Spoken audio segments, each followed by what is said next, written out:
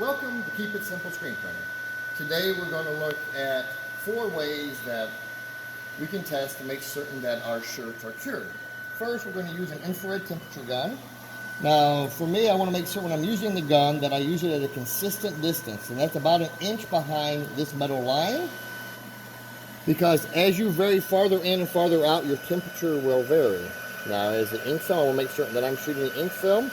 Ink film's reading 346, 350 on here. We need 320 to cure, so we are very nice. You notice I'm consistently shooting in that same distance. Farther in and farther out, the temperature will vary. You need 320 degrees for Plastisol ink to cure on there. Now, right now, there's only 1 shirt in that oven. When that belt is fully loaded with shirts, you're going to have more substrate to absorb thermal energy. This ink film temperature will drop. So I tend to, with 1 shirt, I want to be on the high side on there. When the belt is fully loaded, I also tend to want to be on 100% cotton, 325 to 330. I'd rather make certain that all the shirts are fully cured. Now, once the ink film, while I'm talking, it's been cooling off here, is dry, we can do the stretch test. Now, the stretch test is we're looking for about 30% elongation. I can take my shirt and I can stretch the shirt.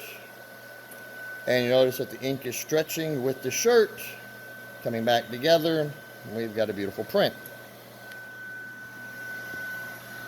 Third method is called dry crocking. Dry crocking deals with the tensile strength, the top layer of the ink, how strong it is. I can fold my shirt over onto my fingers, and I can rub it back and forth vigorously, and there should be no ink on my shirt. Now, occasionally some inks like red, super opaque red, that are very heavy pigment load, they can still dry crock a little bit even though they are fully cured.